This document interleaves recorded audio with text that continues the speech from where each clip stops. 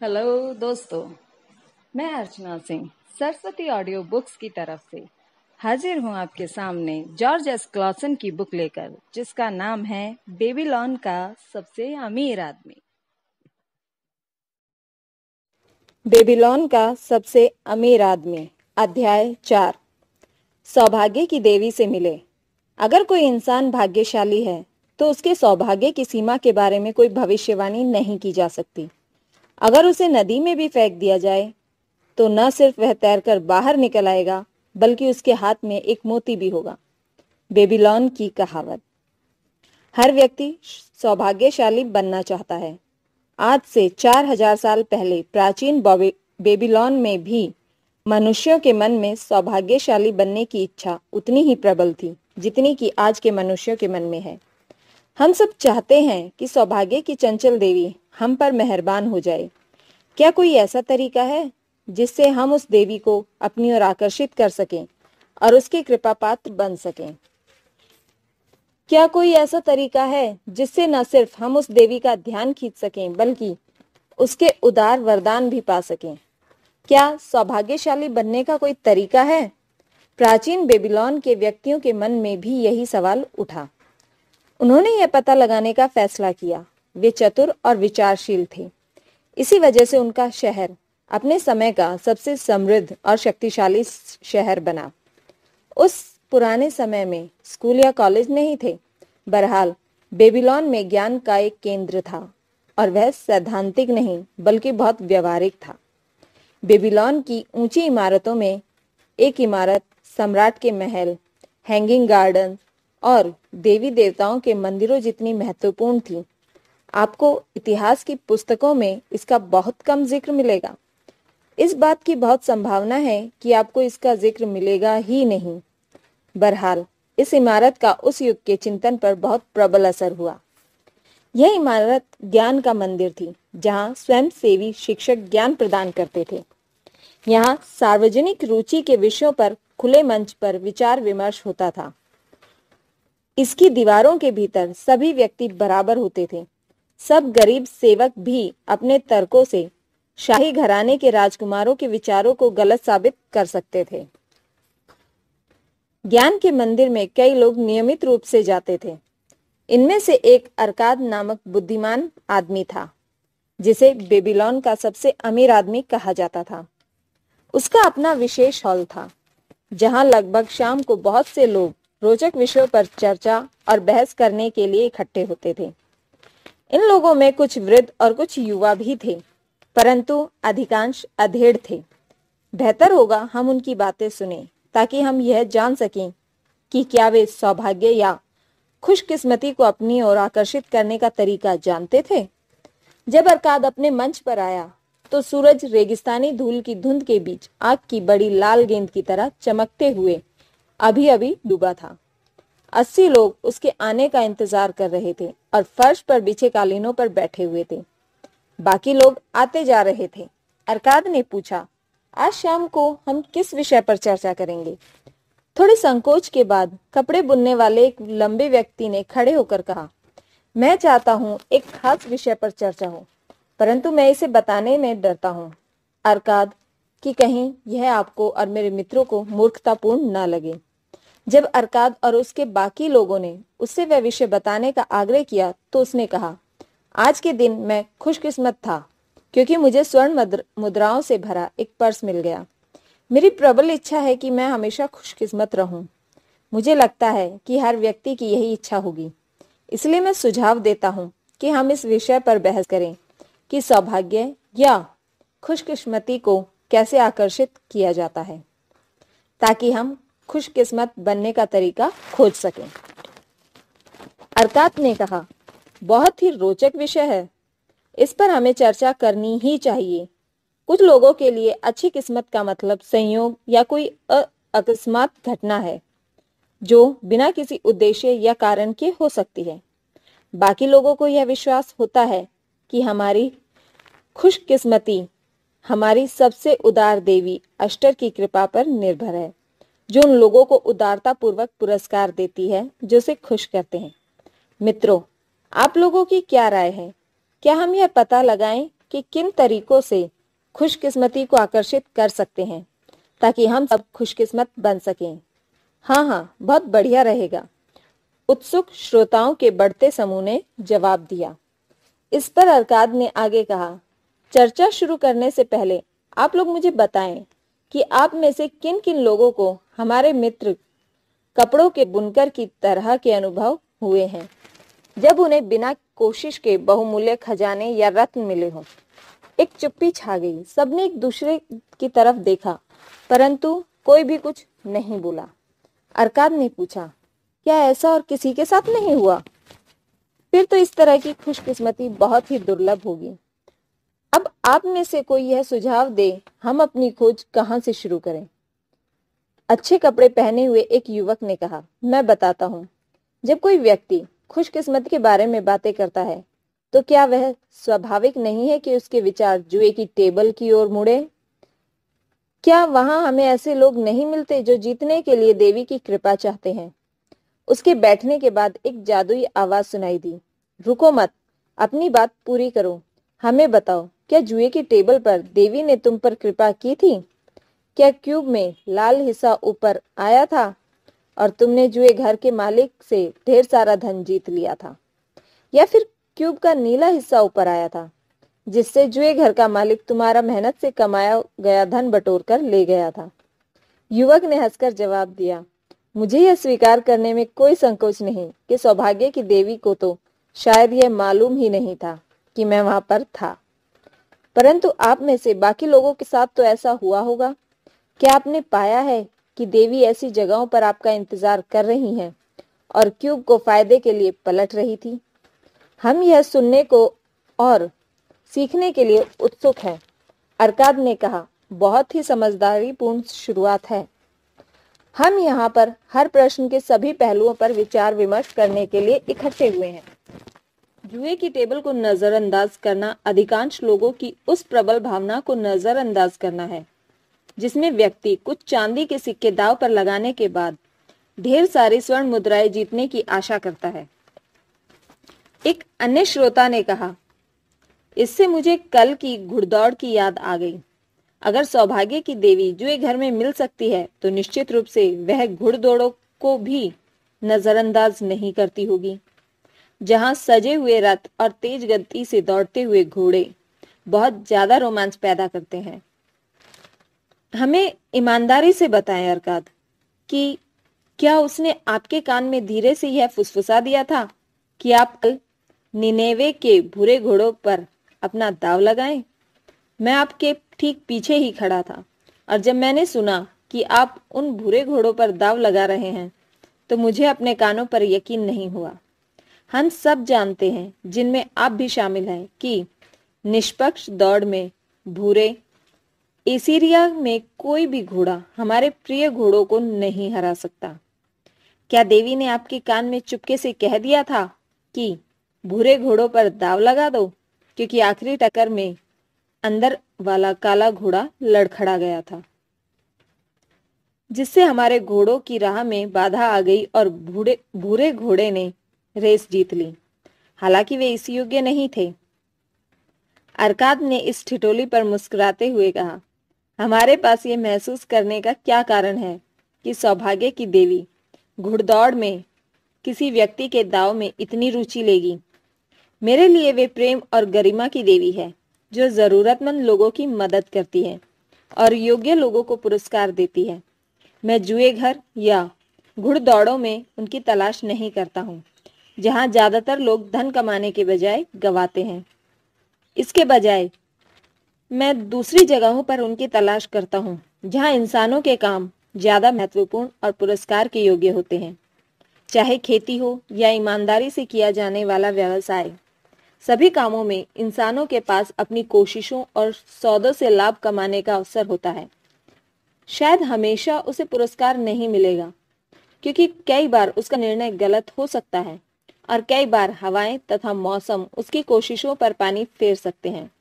बहरहाल, अगर उसमें लगन होगी तो आमतौर पर उसे हमेशा लाभ होगा, क्योंकि लाभ का अवसर हमेशा उसके पक्ष में होता है। परंतु जब कोई व्यक्ति जुए की टेबल पर जुआ खेलता है तो स्थिति उल्टी होती है। यहाँ पर लाभ का अवसर हमेशा जुए घर के मालिक के पक्ष में होता है। जुआ इस तरह से खिलाया जाता है ताकि वह हमेशा मालिक के पक्ष में रहे। यह उसका व्यवसाय है जिससे वह खिलाड़ियों के दांव से लाभ कमाने की योजना बनाता है। जुआ खेलने वाले बहुत कम लोग यह बात जानते हैं कि जुए घर के मालिक का लाभ कितना सुनिश्चित होता है और उनके जीतने की संभावना कितनी अनिश्चित होती है। उदाहरण के लिए हम क्यूब पर लगाए गए दावों के बारे में विचार करें। जब भी इसे फेंका जाता है तो हम इस बात पर दाव लगाते हैं कि कौन सा हिस्सा सबसे ऊपर आएगा। लाल हिस्सा आने पर जुए घर का मालिक हमें दाव पर लगे धन का 4 गुना देता है, परंतु अगर बाकी 5 हिस्सों में से कोई भी हिस्सा ऊपर आता है तो हमने दाव पर जो पैसा लगाया था वह डूब जाएगा। इस तरह हर दाव में हमारे हारने की संभावना 5 गुनी है, परंतु चूंकि मालिक जीतने पर सिर्फ 4 गुना पैसा देता है, इसलिए हमारे जीतने की संभावना 4 गुनी है। एक रात के खेल में जुए घर का मालिक दाव पर लगाए गए पूरे धन का 5वां हिस्सा या 20% लाभ में कमाने की उम्मीद कर सकता है। जब स्थिति इस प्रकार की हो जिसमें व्यक्ति अपने लगाए गए सभी दावों पर 20% धन गवा दे, तो वह सिर्फ कभी कभार ही जीतने की उम्मीद कर सकता है। एक श्रोता ने कहा, बहरहाल कई बार बहुत लोग बहुत बड़ी रकम जीत जाते हैं।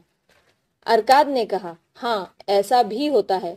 सवाल यह है कि क्या उन खुशकिस्मत लोगों के लिए इस तरह से हासिल किए गए धन का कोई स्थायी महत्व होता है?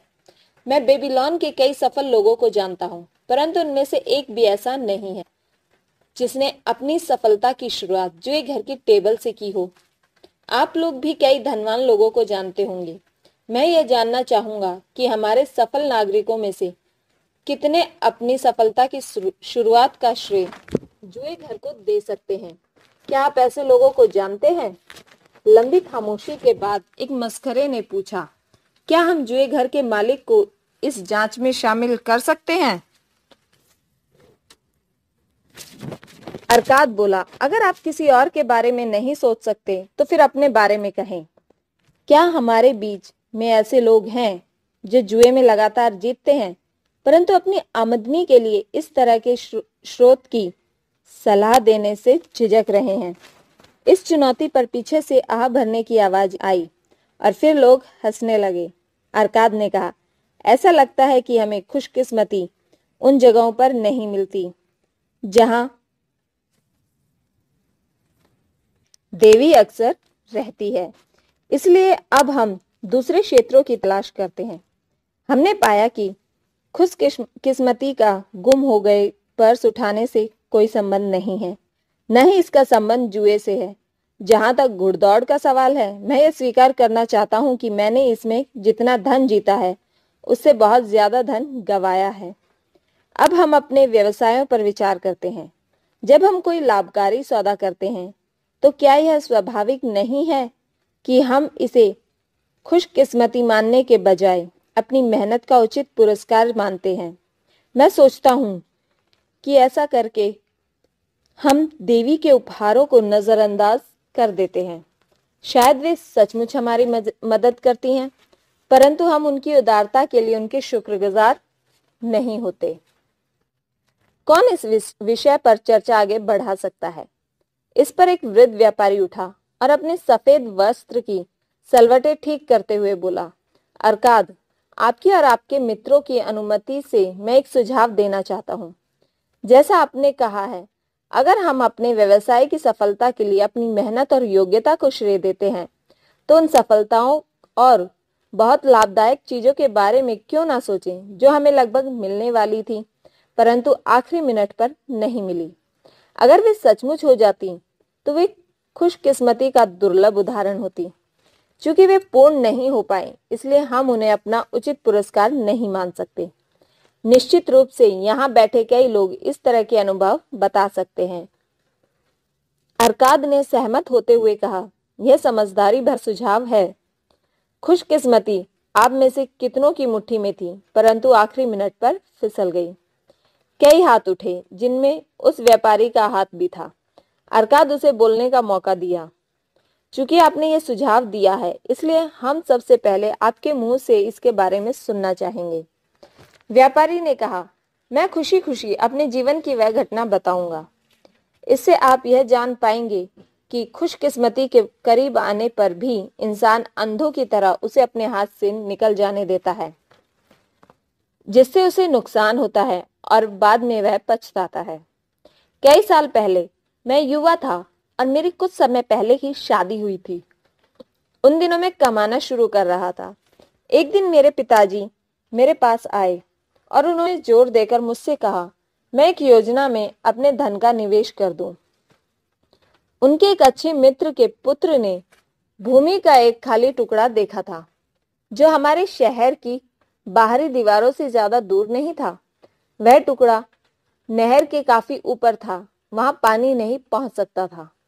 मेरे पिता के पुत्र ने एक योजना बनाई कि वह इस जमीन को खरीद लेगा, बैलों द्वारा चलने वाली 3 बड़े रहट बनाएगा और इसी तरह से जीवनदायी पानी को उपजाऊ भूमि तक पहुंचाएगा। उसकी योजना यह थी कि ऐसा करने के बाद वह इस जमीन के प्लॉट काट देगा और शहर के नागरिकों को सब्जी उगाने के लिए बेच देगा। मेरे पिता के मित्र के पुत्र के पास इस काम के लिए पर्याप्त धन नहीं था। मेरी ही तरह उसकी आमदनी भी सामान्य थी। उसके पिता भी मेरे पिता की तरह ही बड़े परिवार और कम संसाधनों वाले थे। इसलिए उसने कुछ लोगों को अपना पार्टनर बनाने का फैसला किया।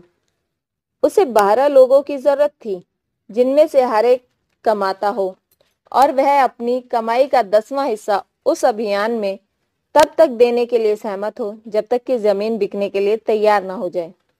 योजना यह थी कि जमीन बिकने के बाद सब लोग अपने निवेश के अनुपात में लाभ को आपस में बांट लेंगे। मेरे पिताजी ने मुझसे कहा, बेटे तुम अभी जवान हो, मेरी यह बड़ी प्रबल इच्छा है कि तुम अपने लिए बहुमूल्य जायदाद बना लो ताकि लोग तुम्हारा सम्मान करें। अपने पिता की नासमझी और गलतियों के ज्ञान से लाभ उठाओ। मैंने जवाब दिया, मेरी भी यह प्रबल इच्छा है, तो मैं तुम्हें यह सलाह देता हूँ, वह करो जो तुम्हारी उम्र में करना चाहिए था। अपनी आमदनी के 10वें हिस्से को लाभकारी निवेशों के लिए अलग रख दो। अपनी आमदनी के इस 10वें हिस्से और इससे मिलने वाले ब्याज की मदद से मेरी उम्र तक पहुंचने से पहले तुम बहुमूल्य जायदाद बना सकते हो। पिताजी, आपने बहुत समझदारी की बात कही है। मैं अमीर बनना चाहता हूँ, परंतु मेरी आमदनी के साथ बहुत से खर्चे भी जुड़े हैं, इसलिए मैं आपके सुझाव पर अमल करने से झिझक रहा हूँ। मैं अभी जवान हूँ, अभी मेरे पास बहुत समय है। तुम्हारी उम्र में मैंने भी यही सोचा था, परंतु देखो साल गुजरते चले गए और मैं शुरुआत भी नहीं कर पाया। अब जमाना बदल गया है पिताजी, मैं आपकी गलतियों से बचूंगा। अवसर तुम्हारे सामने खड़ा है बेटे, यह तुम्हें एक ऐसा मौका दे रहा है जो दौलत की ओर ले जा सकता है। मेरा तुमसे यही कहना है, देर मत करो। कल सुबह ही मेरे मित्र के पुत्र के पास जाओ और उससे यह सौदा कर लो कि इस निवेश में तुम अपनी 10% आमदनी लगाओगे। तत्काल कल सुबह चले जाना। अवसर किसी का इंतजार नहीं करता। आज यह सामने होता है, परंतु कल दूर चला जाता है, इसलिए देर मत करो। अपने पिता की सलाह के बावजूद मैं झिझकता रहा। पूर्वी देशों से व्यापारी नए सुंदर वस्त्र लाए थे, जो इतने आकर्षक और बढ़िया लग रहे थे कि मैंने और मेरी पत्नी ने महसूस किया कि हमें उन्हें खरीद लेना चाहिए। अगर मैं उस अभियान में अपनी 10% आमदनी का निवेश करने के लिए तैयार हो जाता, तो हम उन वस्त्रों को नहीं खरीद पाते और अन्य आनंदों से भी वंचित रह जाते, जिन्हें हम बहुत ज्यादा चाहते थे। मैंने निर्णय लेने में तब तक देर लगाई जब तक कि बहुत देर नहीं हो गई। बाद में मैं इस पर बहुत पछताया। वह अभियान उम्मीद से ज्यादा फायदेमंद साबित हुआ। मेरी कहानी यह बताती है कि मैंने किस तरह खुशकिस्मती को अपने पास से निकल जाने दिया। रेगिस्तान से आए एक सांवले आदमी ने कहा, इस कहानी में हम देखते हैं कि खुशकिस्मती उस व्यक्ति के पास आती है जो अवसर को स्वीकार करता है। जायदाद बनाने के लिए हमेशा एक शुरुआत करना जरूरी है। शुरू में यह सोने या चांदी के कुछ सिक्कों तक सीमित होती है, जिन्हें इंसान अपनी आमदनी में से बचाकर अपना पहला निवेश करता है। मैं खुद कई मवेशियों का मालिक हूँ। मवेशी पालने की शुरुआत मैंने बचपन में ही कर दी थी, जब मैंने चांदी के एक सिक्के से एक बछिया खरीदी थी। चूंकि ये मेरी दौलत की शुरुआत थी, इसलिए मेरे लिए यह बहुत महत्वपूर्ण थी। पहली शुरुआत के बाद जायदाद बनाना खुशकिस्मती से हर इंसान के बूते की बात है। पहला कदम बहुत महत्वपूर्ण है। इस कदम को उठाने के बाद इंसान मेहनत से धन कमाने वाले व्यक्ति की बजाय अपने निवेश से लाभ कमाने वाले व्यक्ति में बदल जाता है। सौभाग्य से कुछ लोग कम उम्र में ही यह कदम उठा लेते हैं। इसी वजह से वे आर्थिक क्षेत्र में उन लोगों से ज्यादा सफल हो जाते हैं जो यह कदम बाद में उठाते हैं। वे उन दुर्भाग्यशाली लोगों में से बहुत ज्यादा सफल होते हैं जो यह कदम कभी नहीं उठाते। और जैसा इस व्यापारी के पिता के साथ हुआ था, अगर मेरे व्यापारी मित्र ने अवसर सामने आने पर अपनी जवानी में यह कदम उठा लिया होता, तो आज उसे दुनिया की बहुत सी अच्छी चीजों का वरदान मिल गया होता। अगर हमारे बुनकर मित्र ने उस समय यह कदम उठा लिया होता, तो आज उसके पास काफी दौलत होती। दूसरे देशों से आए एक अजनबी ने खड़े होकर कहा, धन्यवाद, मैं भी कुछ बोलना चाह रहा हूँ। मैं सीरिया का हूँ। मैं आपकी भाषा अच्छी तरह नहीं बोल पाता हूँ। मैं इस व्यापारी मित्र को एक नाम से पुकारना चाहता हूँ। शायद आप सोचेंगे यह शालीन नाम नहीं है, परंतु मैं फिर भी उसे उस नाम से पुकारना चाहता हूँ।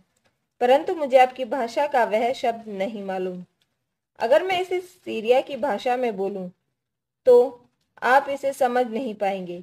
इसलिए मेरे मित्रों, मुझे बताएं कि आप उस आदमी को क्या कहते हैं जो अपने लिए फायदेमंद साबित होने वाले कामों में भी टालता है। एक आवाज आई, टाल मटोल करने वाला। वही सीरिया के निवासी ने अपने हाथों को रोमांच से लहराते हुए कहा, जब अवसर आता है तो वह उसे स्वीकार नहीं करता। वह इंतजार करता है। वह कहता है, मेरे सामने अभी बहुत काम पड़ा है। मैं धीरे धीरे यह काम करूंगा। अवसर इस तरह के ढीले आदमी का इंतजार नहीं करेगा। अक्सर सोचता है कि अगर इंसान खुशकिस्मत बनना चाहता है तो उसे तत्काल कदम उठाना चाहिए। अवसर सामने आने पर जो व्यक्ति तत्काल कदम नहीं उठाता, वह हमारे व्यापारी मित्र की तरह टालमटोल करने वाला होता है। व्यापारी उठकर खड़ा हुआ और सिर झुकाकर लोगों की हंसी पर प्रतिक्रिया करते हुए बोला, अजनबी, आप हमारे मेहमान हैं। मैं आपकी प्रशंसा करता हूँ जो आपने सच्ची बात बोलने में जरा भी हिचक नहीं दिखाई। अरकाद ने कहा, खोए हुए अवसर की एक और कहानी हमें कौन सुनाएगा? लाल वस्त्र पहने एक अधेड़ व्यक्ति ने कहा, मैं सुनाऊंगा। मैं मवेशियों का खरीदार हूँ, खास तौर पर ऊँटों और घोड़ों का। कई बार मैं भेड़ बकरियां भी खरीद लेता हूँ। एक रात को अवसर मेरे सामने अचानक आया, जब मैं इसकी बिल्कुल भी उम्मीद नहीं कर रहा था। शायद इसी वजह से मैंने इसे अपने हाथ से निकल जाने दिया। बेहतर होता कि फैसला आप ही करें। मैं ऊँट खरीदने के लिए शहर से बाहर गया। 10 दिनों की निराशाजनक यात्रा के बाद जब मैं लौटा, तो मुझे यह देखकर गुस्सा आया कि रात होने की वजह से शहर का द्वार बंद हो चुका था और उस पर ताले भी लग चुके थे। मेरे नौकरों ने रात काटने के लिए तंबू लगाए। बहरहाल हम सोच रहे थे कि हमारे पास बहुत कम भोजन है और पानी तो बिल्कुल भी नहीं, इसलिए यह रात मुश्किल से कटेगी। उसी समय एक बूढ़ा किसान मेरे पास आया, जो शहर के द्वार पर ताला बंद हो जाने के कारण हमारी ही तरफ बाहर रह गया था। उसने मुझसे कहा, आदरणीय श्रीमान, आपके हुलिये से मुझे लगता है कि आप मवेशियों के खरीदार हैं। अगर ऐसा है तो मैं आपको अपनी बहुत अच्छी भेड़ें बेचना चाहूँगा, जिन्हें मैं अभी अभी लाया हूँ। मेरी पत्नी बहुत बीमार है और उसे बुखार है। मैं तत्काल लौटना चाहता हूँ। आप मेरी भेड़ें खरीद लें ताकि मैं उन्हें नौकर ऊंटों पर सवार होकर बिना देर किए तत्काल घर लौट जाएं। इतना अंधेरा था कि मैं उसकी भेड़ों को नहीं देख सकता था। हालांकि उनकी आवाजों से मैं समझ गया था कि रेवट बहुत बड़ा होगा। मैंने ऊँटों की तलाश में अपने 10 दिन बर्बाद कर दिए थे, परंतु मुझे अच्छे ऊँट नहीं मिल पाए थे। इसलिए मैं उसके साथ खुशी खुशी सौदेबाजी करने लगा। मैं मुश्किल में था, इसलिए उसने बहुत ही कम वाजिब दाम मांगा। मैंने वह सौदा मंजूर कर लिया, क्योंकि मैं अच्छी तरह जानता था कि मेरे नौकर सुबह भेड़ों को हाँककर शहर में ले जाएंगे और उन्हें बेचने से हमें काफी लाभ होगा। सौदा होने के बाद मैंने अपने नौकरों से मशाले लेकर आने को कहा, ताकि हम किसान की 900 भेड़ों को गिन सकें। मित्रों, मैं आपको यह वर्णन सुनाकर बोर नहीं करूंगा कि इतनी सारी प्यासी, भूखी और बेचैन भेड़ों को गिनने में हमें कितनी मुश्किलें आईं। यह एक असंभव काम साबित हो रहा था। इसलिए मैंने उस किसान से साफ साफ कह दिया कि सुबह होने के बाद मैं भेड़ गिनूंगा और तभी उसे पैसे दूंगा। उसने आग्रह किया, मेहरबानी करके आप आज रात को मुझे 2/3 कीमत ही दे दें, ताकि मैं अपने घर लौट सकूं। मैं अपने सबसे समझदार और शिक्षित सेवक को आपके पास छोड़कर जाऊंगा, जो सुबह भेड़ गिनने में आपकी मदद करेगा। वह विश्वसनीय है और आप बाकी का 1/3 पैसा उसे दे सकते हैं। परंतु मैंने जिद पकड़ ली और रात को पैसे देने से इनकार कर दिया। अगली सुबह मेरे उठने से पहले ही शहर का द्वार खुला और 4 खरीदार भेड़ों की तलाश में बाहर भागते हुए आए। वे बहुत उत्सुक थे और ऊंची कीमत देने को तैयार थे, क्योंकि शहर पर युद्ध की घेराबंदी का खतरा मंडरा रहा था और भोजन पर्याप्त नहीं था। किसान मुझे जितनी कीमत पर भेड़ें देने को तैयार हुआ था, उसे उससे लगभग 3 गुना ज्यादा कीमत मिली। वह बहुत ही बढ़िया अवसर था, जो मैंने अपने ही हाथों से गंवा दिया। अरकाद ने टिप्पणी की, यह बहुत ही असामान्य कहानी है। इससे हमें क्या शिक्षा मिलती है? घोड़े की जीन बनाने वाले ने कहा, इससे हमें यह शिक्षा मिलती है कि जब हमें विश्वास हो कि हमारा सौदा समझदारी पूर्ण है, तो हमें तत्काल पैसे दे देने चाहिए। अगर सौदा अच्छा हो तो उसको दूसरों के अलावा खुद की कमजोरियों से भी अपनी रक्षा करने की जरूरत होती है। इंसानों के विचार बदलते रहते हैं। मैं तो यह कहूंगा कि हम अपना मन तेजी से बदल लेते हैं, और ऐसा तब अधिक होता है जब हम गलत नहीं बल्कि सही होते हैं। गलत निर्णय के बारे में हम जिद्दी होते हैं, परंतु सही निर्णय लेने के बाद हम हिचकिचाते हैं और अवसर को अपने हाथ से फिसल जाने देते हैं। मेरा पहला निर्णय मेरा सर्वश्रेष्ठ निर्णय होता है, परंतु मैंने हमेशा यह पाया कि अच्छा सौदा करने के बाद मैं हिचकिचाता हूँ और टाल मटोल करता हूँ। इसलिए अपनी कमजोरी से बचने के लिए मैं तत्काल उस सौदे का बयाना दे देता हूँ। इससे मैं खुशकिस्मती के अवसर को गंवाने के पश्चाताप से बच जाता हूँ। सीरिया के निवासी ने एक बार फिर खड़े होकर कहा, धन्यवाद।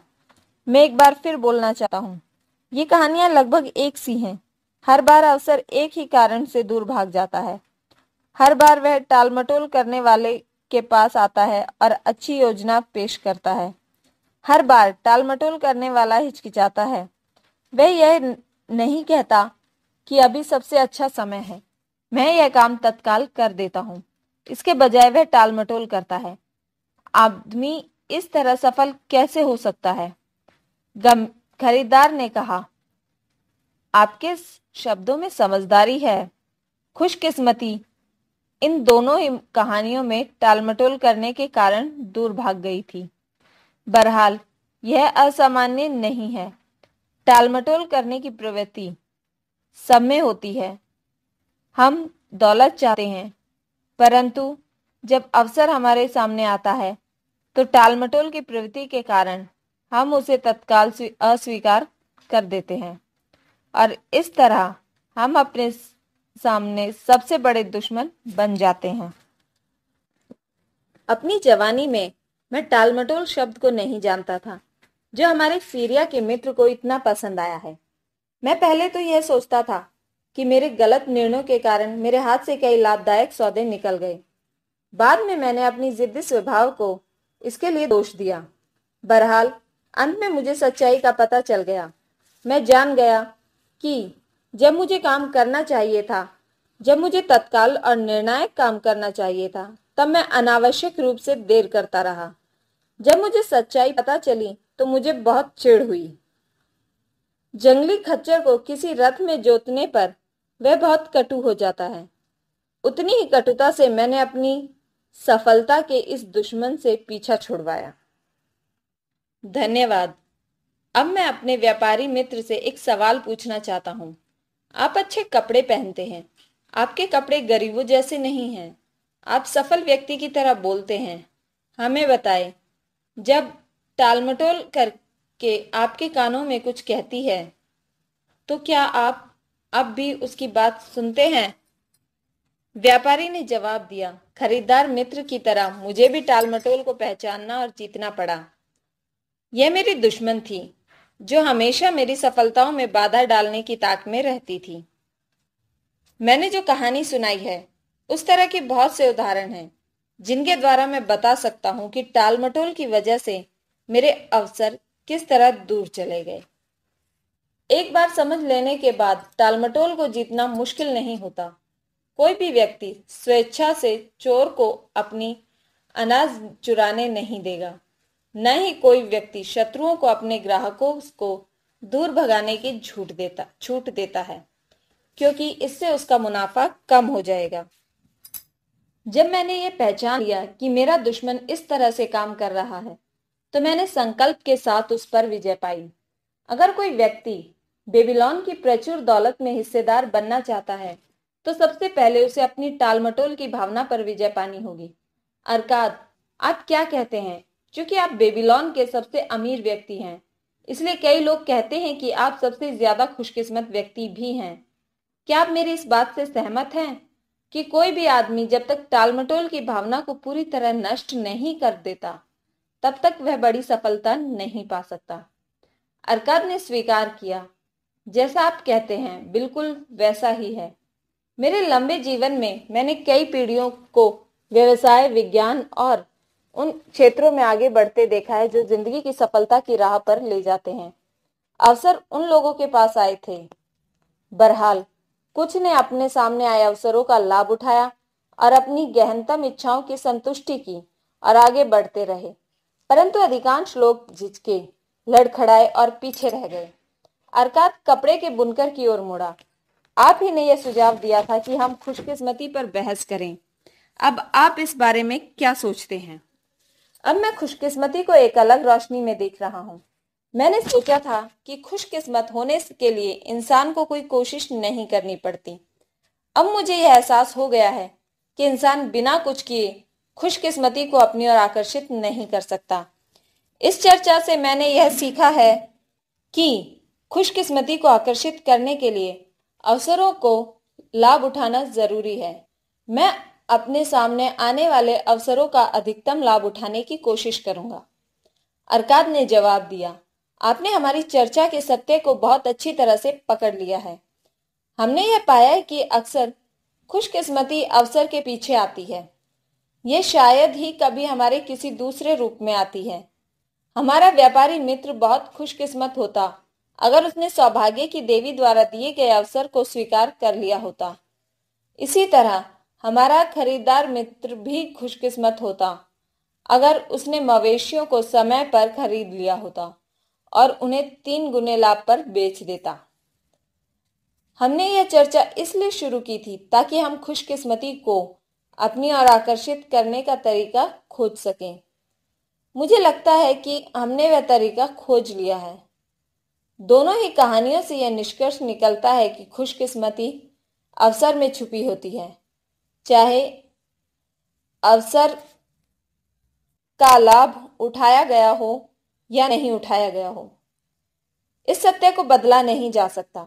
अवसरों को स्वीकार करके खुशकिस्मती को आकर्षित किया जा सकता है।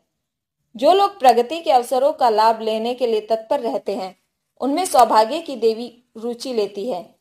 वे हमेशा उन लोगों की मदद करने की इच्छुक होती है जो उन्हें खुश करते हैं, और कर्मशील व्यक्ति उन्हें सबसे ज्यादा खुश करते हैं। कर्म आपको सफलता की ओर ले जाएगा। सौभाग्य की देवी कर्मशील व्यक्तियों पर कृपा करती है।